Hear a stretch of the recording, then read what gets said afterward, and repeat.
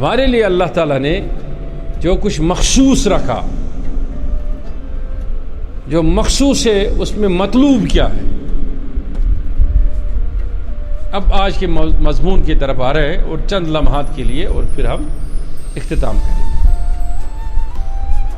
اسے مطلوب کیا ہے؟ تو وہ جو مثال میں نے آپ کو پیش کی تھی، آپ کی خدمت میں عرض کیا تھا کہ حضرت یوسف علیہ السلام اور زلیخا کی سنگت، اس میں نے آپ کو کہا تھا ایک وہ واقعہ کہ وہ جب وہ عورتوں کا ہاتھ کاٹنا، پھر جب معبد کے پجاریوں نے اس پر اعتراض کیا تھا کہ یوسف کے خدا کی دلیل کیا ہے، تو یوسف علیہ السلام کے پاس جو اس وقت اس کے والد محترم کا عطا کردہ جبہ تھا، جو کہ ابراہیم علیہ السلام سے چلا آیا تھا نا، تو وہ جبہ مبارک انہوں نے وہ قمیص اطہر اپنے والد کو واپس بیچ دیا تھا، جو ان کی آنکھوں پہ وہ قرآن ہے نا، پھل کا ہو اس کی آنکھوں پر وہ ڈال دیا گیا تو اس کی آنکھیں بینا ہو گئی۔ سمجھ گئے میری بات؟ کیا وہ جبہ اسے واپس لوٹایا تھا؟ نہیں، وہ کس کے پاس تھا؟ یعقوب علیہ السلام نے اپنے چھوٹے بیٹے کو، بنیامین کو، وہ عطا فرمایا تھا۔ لیکن جب زلیخا مجلس میں آئی اور ایک نابینا عورت کی حیثیت سے، اس وقت اس پہ بڑھاپا کے سارے آثار طاری تھے، کیونکہ یوسف علیہ السلام جب صرف 7 سال یا 8 سال کی عمر میں تھے، تب وہ عزیز مصر کی شریک حیات تھی، تب اس کی عمر 50 یا 60 سال تھی۔ بعض لوگوں نے لکھا ہے، بعض عارفین نے، بعض مفسرین نے، بڑے بڑے کتابوں کے اندر اس پر اختلاف ہے، بعض نے لکھا اس کی عمر 45 سال، کسی نے لکھا 25 سال، کسی نے لکھا 60 سال۔ چلو مان لیتے ہیں کہ درمیانی درجے کی عمر اگر 40 سال ہی تو تھی، لیکن 7 سال اور 40 سال میں تو فرق ہے نا۔ پہلے وہ اس کو بیٹے کی حیثیت سے پال رہی تھی، پھر جب اس پہ پھرفتہ اور گرویدہ ہوئی تو اس کو عاشق بنانا چاہا اس نے، پھر جب اس پہ ظلم ہوئے، وہ کہاں چلا گیا؟ جیل میں، جیل سے واپس آیا۔ پھر آخر پر جب زلیخا اس حالت میں تھی تو اس کی تمنا یہ تھی کہ اے میرے خالق، میرے مالک، ایک بار تو میرے آنکھیں اگر لوٹا دیتا تو مجھے کچھ نہیں چاہیے، میں اپنے یوسف کے زلفوں کی ایک زیارت کرنا چاہتی تھی۔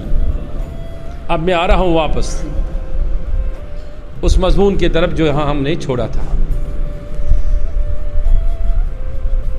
تو یوسف علیہ السلام کے دل میں جب ان کے سامنے اس کو پیش کیا گیا تو اس نے جب کہا یوسف کے بارے میں ایسی باتیں علیہ السلام جو زلیخا اور یوسف کے درمیان تھی اور کسی اور کو معلوم نہ تھا، تو جو ہی انہوں نے ایسا فرمایا تو یوسف علیہ السلام نے جب سنا تو اس نے ایک دم سے یوسف علیہ السلام پر اللہ تعالیٰ کی وحی یا اللہ تعالیٰ کا کشف آشکار ہو گیا۔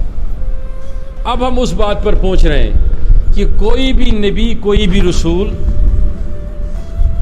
اس چیز کا قطعی طور محتاج نہیں ہوتا کہ جب جبریل وحی لے کے آئے تب وہ خدا کی بات سنے۔ میں نے کہا نا، پیغمبروں کے پاس 12 ذرائع ہوتے ہیں۔ کتنے؟ بولیے کتنے؟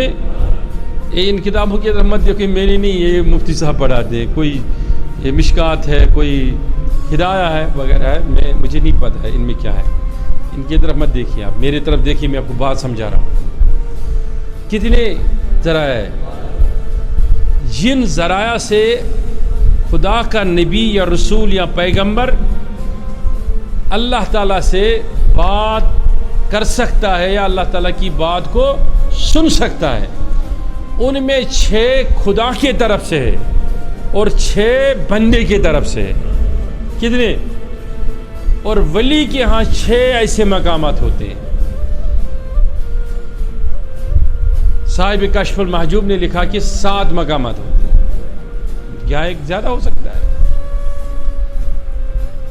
کہ جن ذرائع سے بندہ اور خدا آپس میں، یہ ضروری نہیں ہے، لیکن وہ 12 ذرائع جو ہے ان میں وحی موجود نہیں ہے. وحی کی ایک الگ صورت ہے, اس میں وحی میں تعطل بھی خدا کی طرف سے, تواتر بھی کس کی طرف سے, بندے کی طرف سے نہیں. لیکن ان ذرائع میں تعطل اور تواتر جو ہوتا ہے وہ کبھی کبھی بندے پر انحصار کرتا ہے اور کبھی خدا کی مرضی پہ انحصار کرتا ہے. یہ سب سمجھ آئی وہاں. مثلا شیخ العالم علیہ رحمہ کیسے گارس مز یوں چھو اخ شعر یوان ہر جائے پرن نصر باب جنگل کھسن گیم مے دوپ یہ آس بڑ عبادت سرس مگر یہ اس مالے بڑ بدنامی سرس کریں یتن یہ کلام ٹھیک مگر تتن کیاز پہ حضور علیہ الصلوۃ والسلام پہ تم برونٹ تہ تم پتہ تہ ولین غارن ہن ضرورت نبین رسول علیہ الصلوۃ والسلام تہ کیاز پہ غارن ہن ضرورت بتائیں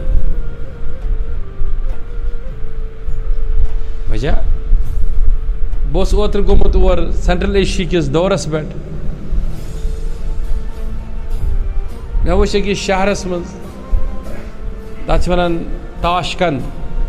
تاشکندس مز وچھ میں حالانکہ تور زیادہ یہود گژھان مسلمان کمی پہن گژھان بوزا 750 پٔے کھسن أکِس پہاڑس تمہ پتہ کیو اکھ گۄپھ اکھ حضرت داؤد علیہ السلام سن حالانکہ تم ونان تتھ ڈیوڈ مگر داؤد علیہ الصلوۃ والسلام سن یتن تمو عبادت زندگی گزارمژ تات مز اتھت احساس گژھان کہ پیغمبرن ہند تم چلہ گاہ ٲسمٕتۍ یا کیوز تم کیژا عظیم آسان.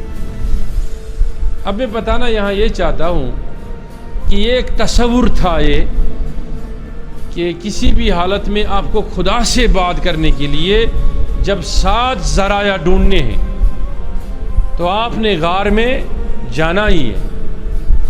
پھر جب بتدریج ترقی ہو گئی علم تصوف میں اس میں ایقانیت آ گئی تباہر کھل گیا انسان قوت ارادی پر اتنا قابض ہو گیا. حضور سیدنا غوث الاعظم جیسے محقق دوران محقق زمان تصوف کے تشریف لائے.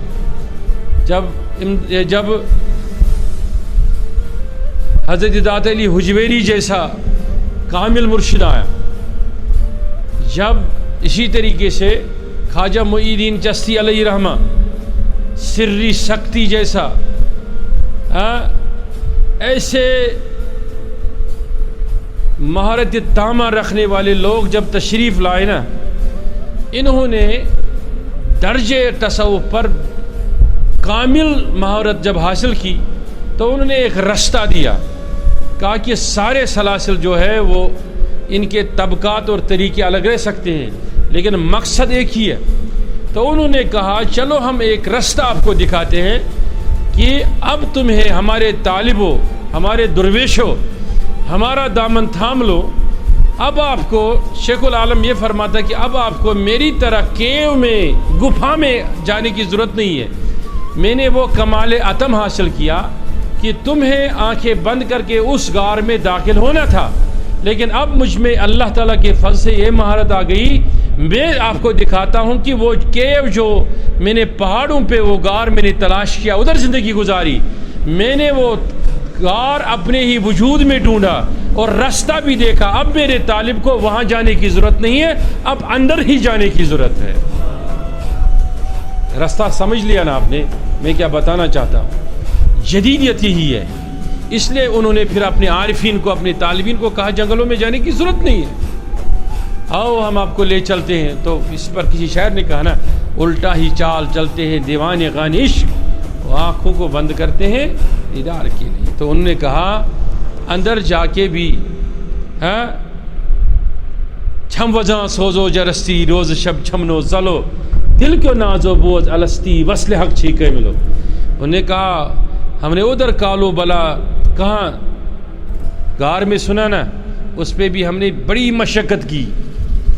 آؤ ہم آپ کو اٹھاتے ہیں نیم شب کے اندھیرے رات میں اور جے نماز مصلی پہ بٹھاتے ہیں ہم آپ کو وجود کے ایک دروازے سے اندر داخل کراتے ہیں. اب توجہ رکھنا، بزن چکا ہے صبح. اب وجود کے ایک دروازے سے ہم آپ کو اندر لے جاتے ہیں. ہم آپ کو جگاتے ہیں کہ وہ جو سوز و گداز، وہ والا سوز و گداز نہیں جس سے آپ سمجھتے ہیں. یہ جو آپ کے وجود میں وحدت کا سوز و گداز ہے، وہ از دریائی محیط شور بے پائنو ترکا بور. مایوس ہم دریائی محیط شور چھو. اب میں آپ کو سناؤں گا اس دروازے سے اندر داخل کر کے. پھر میں تمہیں بتاؤں گا کہ آپ کا قلبی میلان کس طرف اس خال کی حقیقی کی طرف جائے گا جس کے لیے تیرے محبوب کی نیندیں بھی اڑ گئی تھی، جس کے لیے جلسہ توجہ شاہ، جس کے لیے آپ کے محبوب علیہ الصلوۃ والسلام نے غاروں میں کھڑا رہ کے کہا کہ اے میرے خدا، اے میرے رب، اے میرے مالک، وحدہ لا شریک لہ، لہ الملک ولہ الحمد. ایک بار اس کے معنی پہ غور کرو نا. کوئی نہیں تیرے جیسے بادشاہ، اور اگر کسی کی خدائی ہے تو وہ خدائی صرف تیری ہے. اگر کسی کی برتری ہے وہ تیری ہے. اے خدا، اگر یقینی طور قہاریت جباریت کسی کی شاہ نشاں ہے، وہ اے رب تیرے لیے ہے اور کسی کے لیے نہیں.